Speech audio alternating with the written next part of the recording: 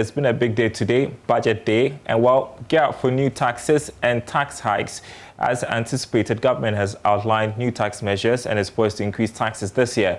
These include a COVID-19 levy, sanitation and population levy, as well as a 10 peso increase on a litre of diesel and petrol through the energy sector levy. Now, the move is expected to shore up revenue for the economy, burdened by a rising debt stock and only just recovering from the impact of the COVID-19 pandemic. Here's Caretaker Finance Minister Oseche Mensah-Bonsu making the announcement today in Parliament.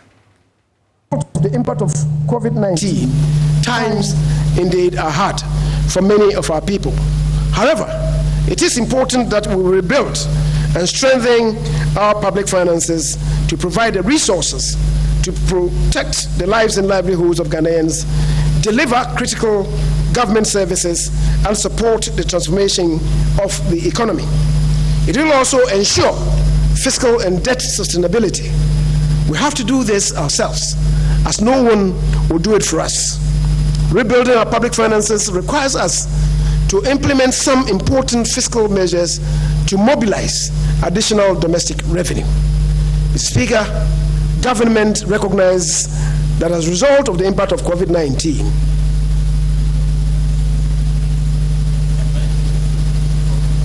Speaker, as I've already said, rebuilding our public finances requires us to implement some important fiscal measures to mobilize additional domestic revenue. COVID-19 health levy. Sanitation and pollution levy. Government is proposing a sanitation and pollution levy, SPL, of 10 pesos on the price per litre of petrol or diesel under the Energy Sector Levies Act, ESLA. It has become very necessary for government to consider a review of the energy sector levies. The Energy Sector Recovery Levy of 20 pesos per litre on petrol, diesel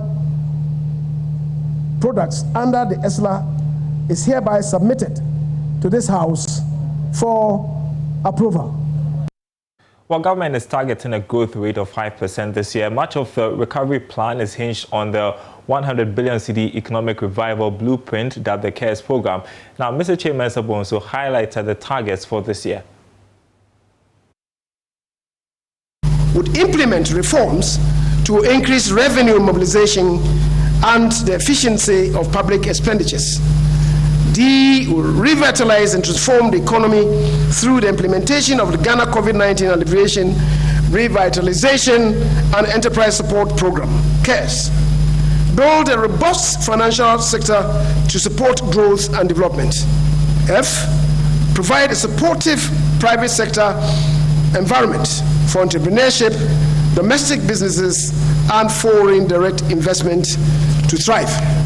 G, deepen structural reforms to make the machinery of government work more efficiently and effectively to support socio-economic transformation.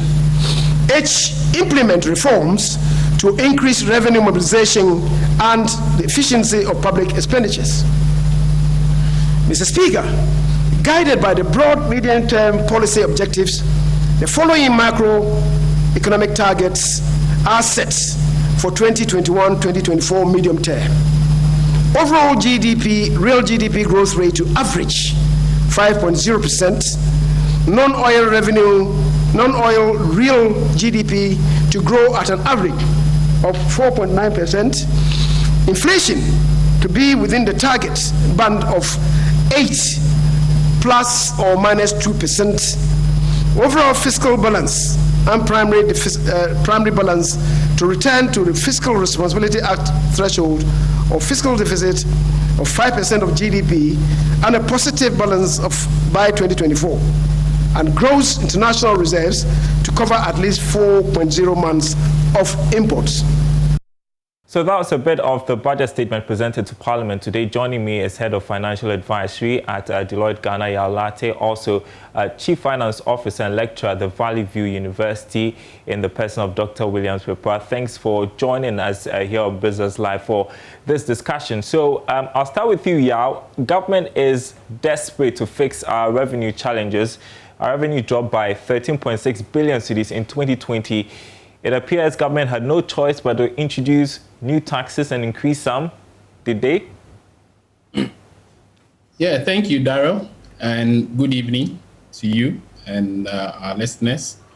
So it was expected largely that government was going to introduce some taxes. So I think during the stakeholder consultation and pre-budget reviews, some of the concerns that had been raised by stakeholders was government should look at not overburdening existing taxpayers, but look at innovative ways of introducing new taxes that will find a way of bringing a lot more into the tax net. Government has been innovative, I must say, largely. If you look at the taxes that have been introduced, they are to some extent very innovative taxes. But there are some risks in those approaches or the measures that have been taken by government. And so I guess we can go into the details of that. But in essence, we were expecting government to do more than over-reliance on tax revenue. Okay. You mentioned risks. Could you further tell us what that means for us in terms of risks? Yes. So I would say in the first place, a lot of the taxes that have been introduced are what we call indirect taxes, taxes that are going to be paid by the end consumer. And the first issue with that is that they are likely to have inflationary pressures. So if you recall, last year, for the first time in so many years, we went above the single-digit inflation. So quarterly inflation for previous years were all recorded below the single-digit inflation. Last year, because of the COVID and excess expenditure, we went above the single digit. So we were expecting that government was going to put measures that was going to avoid the inflationary pressures. But the tax that will be introduced, for instance, if you look at the energy sector recovery levy, which is going to be paid at the pump, people who, tractor drivers, ordinary users, road users, and others are going to pay. The effect of that is that people are going to put that on the price of outputs. So whatever they are going to sell, the price are going to be increased by that. Fares are going to increase automatically, and then price of goods and services are going to increase automatically. It's the same thing with health levy, which has also been introduced, 1% on VAT and another 1% on national health insurance. That is also going to have some form of inflationary pressure. We are also looking at sanitation and pollution taxes, what the minister or the acting minister termed as boiler taxes. That is also another indirect tax that has the potential of affecting our inflation. And then the last one is that government also intends to review our road tolls. So certainly at some point in the course of the year, we are going to have our tolls reviewed. So if you look at it generally, like I said, we have to exercise caution in the implementation of these taxes. Otherwise, the effect or the long-term effect is that we are going to have increase in price of goods and services because the users of these facilities or goods and services are going to ultimately increase their prices in order to avoid the burdensome effect of these taxes. Talk about the burden. Dr. Prepra, could there have been other alternatives, especially as you're burdened with the pandemic? Thank you very much for calling me at this time. I think that I've already mentioned earlier on in government should look at taxing the untaxed through the mobile money system. But in the budget, I did not see anything like that. As my colleague have mentioned, the exception of the financial sector cleanup tax of 5%, which is a sort of corporate tax, which is a direct tax, So there is not much difference that I've seen that the government tried to do. Listening to today's budget, I became more worried, especially when I heard of the cost of the banking sector cleanup cost of 21 billion cedis. This cost is even more than the budget that we have laid out. Probably, maybe going back, we should have thought through the process very well. So this is going to be a big challenge for us as a country. And government should prepare that people are going to come at them, especially citizens, because all these taxes are going to directly impact on us. They are indirect taxes. Right, and already we are getting reaction on social media. People are not really happy about being taxed, especially with what they've had to go through throughout the past year to do with the COVID-19 pandemic. I want to ask you, because one of the things that Deloitte has been proposing is to widen the tax net. So we've seen government integrate the TIN and national ID. Wouldn't that be enough for us to meet our revenue targets? I mean, yes, so I think that's a very good point you've raised. So government has, over the last few years, strictly enforced the application and introduction of TIN for individuals. So as we speak, there are certain transactions or statutory transactions that you cannot do without a TIN. So if you don't have a tax identification number, what we call the TIN, you cannot, let's say, open a bank account, you cannot file your case at the court. That's a very good initiative. But as the politicians will say, unless it is linked to the total revenue collection from such individuals, the tax identification numbers do not really have any revenue impact. So you have a TIN, ask yourself, who follows you up at the end of the year to file your returns? Nobody does. So until we have a situation where the tax identification numbers that we have given to individuals, as in the working population in Ghana, is linked to our revenue collection efforts, then the tax identification numbers that we're giving to people do not really have a revenue impact. So at the end of the year, we should be having a situation where the Registrar General of Companies or the Ghana Revenue Authority publishes the list of all 10 individuals who have 10 numbers in the country. So let's say you have 20 million Ghanaians who have 10 numbers or who have 10. And then out of the 20 million, only 5 million have filed their returns. So the rest, we follow them. Until government makes a conscious effort to do that, then the administration of the TIN numbers will not really have revenue impact. All right, and there was an attempt at announcing some tax reliefs. For instance, commercial drivers, so as not to force an increase in transport fares, have been offered some tax waivers. But is that far-reaching enough? Excellent. And I think that's one of the good things I see in this budget. And I would like to commend government for that, because it's one of the issues that came up in our stakeholder consultation during our pre-budget reviews. One of the points that were raised was that last year and the year before, when we were going through the effect of the COVID and stuff like that, the challenge we had was that government had some reliefs, government had some rebates, government had some incentives, but the incentives were not targeted. In this instance, we see a 30% rebate of taxes for certain industries in some sectors that have been identified. And the sectors that were identified included hospitality, tourism, restaurants, and the sectors that were hardly hit by the pandemic. And I think this targeted incentive package or tax rebate is a very good initiative, and we should laud government for it. Government has also suspended other taxes like the tax stamp that were supposed to be filed quarterly and others. I mean, these were all taxes that were creating what we call administrative nuances for businesses. And the suspension is also a good one. And I think we would like to commend government, particularly for the tax incentives and then tax rebate that is given to businesses. Dr. Pepa, are you impressed by the tax waivers?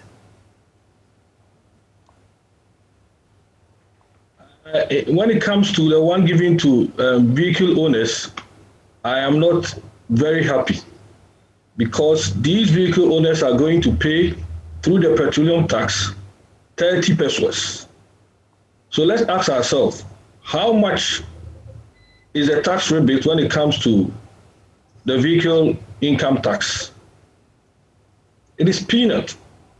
So the transporters will still come at government and make noise. And also, when we look at the one the government has given to businesses, it is good to revamp those sectors, especially I am in education sector, so it is good, it will help us. But where we are suffering most, for me in my area, which is education, is what we pay in terms of the VAT. Now I have to revise the budget because the VAT is going to be increased. It's going to affect us. So we were hoping that some exemptions could have been given to certain areas, because if you go on the corporate tax angle, which is income tax, which is a direct tax, but then the government comes back to come and tax us through indirect tax, which is the one that really affects our cash flow, because that is what we need to survive.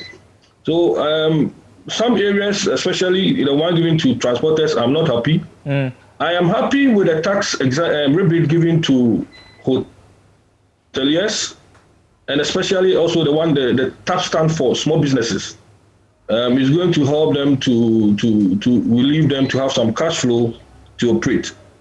In a whole, I would say that as the minister mentioned in Isaiah 9 verse 10, it's going to be a difficult period because the bricks is going to be replaced by a dressed stone.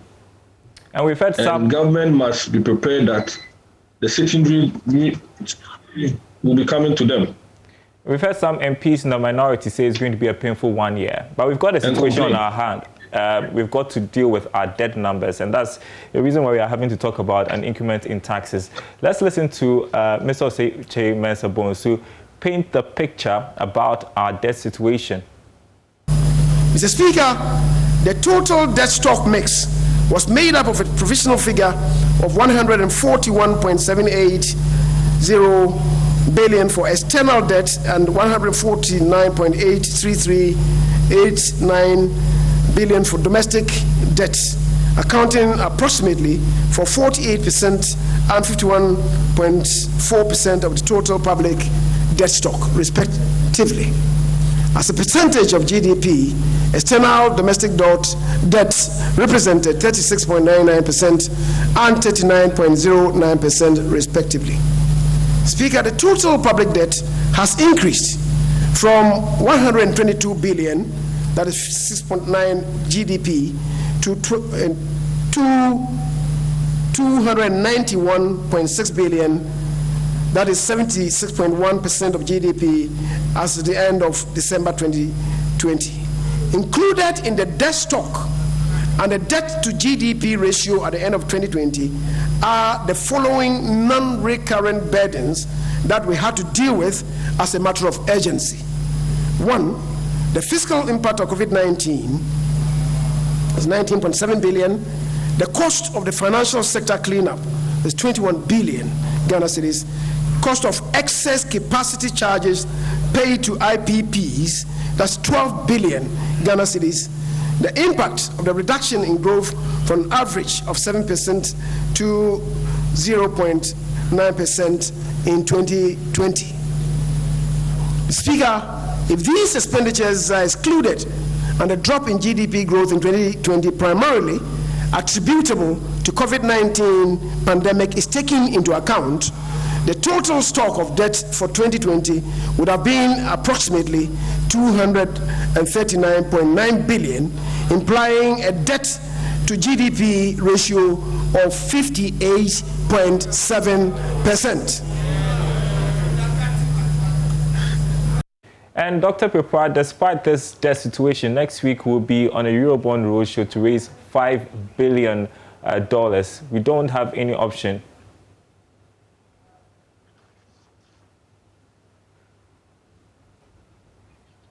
For now, we don't have any option. That is where we have to go. If you look at the budget very well, I tried to put some numbers down, and I was trying to match the expenditure items with what the government is seeking to borrow. So the 5 billion, as the government says, 1.5 billion dollars of it is going to cover operational expenses. And then 3.5 is going to go into CAPEX, that is capital expenditure items. The government has mentioned that this is a year of roads, so the government will need money to go into that. So this is the option for government. And I've always said, once you borrow, you keep on borrowing to pay whatever you owe. But what I noticed in this year's external debt structure is that the figure mentioning as debt that to be borrowed is less than what we did last year. This year, the government is looking at about 41 million Ghana cedis in terms of borrowing, where we are seeking the 5 billion. So I'm sure that after this 5 billion, the government this year, I'm not expecting them to go out again and borrow. If you look at the structure, it's very well. Government is seeking to borrow more domestically than going out to borrow. The implication to us is that we are going to have a crowding effect. Right. So businesses will be competing with government in securing funding.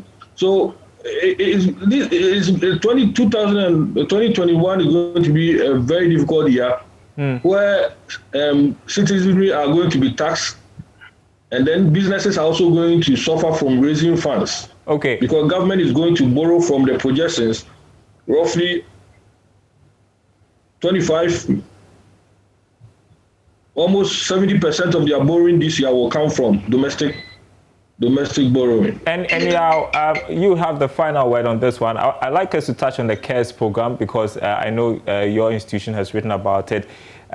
So having heard what the caretaker finance minister said today, are you convinced about how effectively this will help in transforming our economy and help us to reach the 5% growth targets that we are seeking to achieve?